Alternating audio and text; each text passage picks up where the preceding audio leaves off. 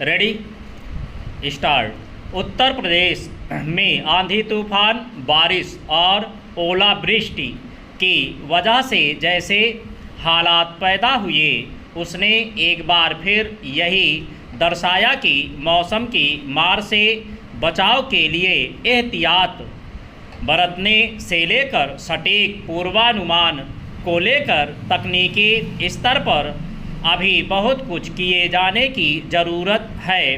राज्य के कई इलाकों में बुधवार की शाम को तेज़ आंधी तूफान, बारिश, बिजली गिरने और ओलावृष्टि एक तरह से कहर बरपा रही थी और आम लोग उसके सामने लाचार थे। कई जगहों पर तेज़ हवाओं ने भारी तबाही मचाई। कितनी ही जगहों पर भारी पेड़ उखड़कर वाहनों पर गिर गए और सड़कों के किनारे लगे बोर्ड उड़कर तेज़ रफ्तार से ज़मीन पर गिरे।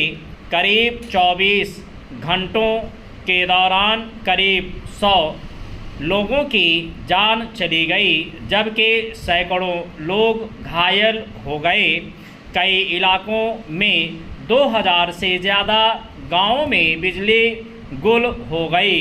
कुदरत की इस कहर के बाद मौसम विभाग ने राज्य के 38 जिलों में आंधी, बारिश और बिजली गिरने की आशंका के मद्देनज़र पीली चेतावनी जारी की। लेकिन अफसोस की बात यह है कि पूर्वानुमानों के बावजूद कई बार ऐसे हालात पैदा हो जाते हैं जिसमें तूफान या बिजली गिरने की घटनाएं आम लोगों पर कहर बनकर टूटती हैं।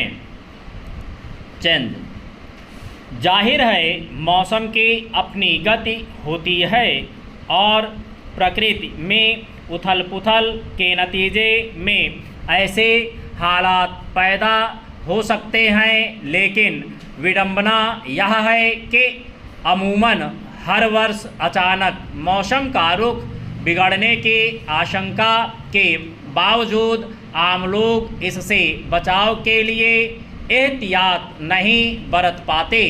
इसका खामियाजा यह सामने आता है कि जिन हालात में कुछ लोगों की जान बच सकते थे, उसमें नाहक ही कईयों की जान चली जाती है।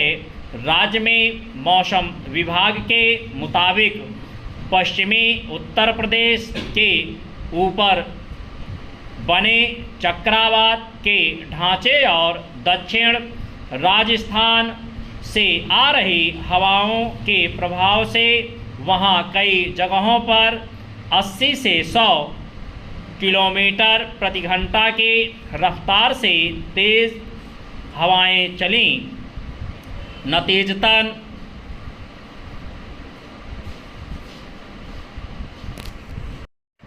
नतीजतन बड़े पैमाने पर जानमाल का नुकसान हुआ।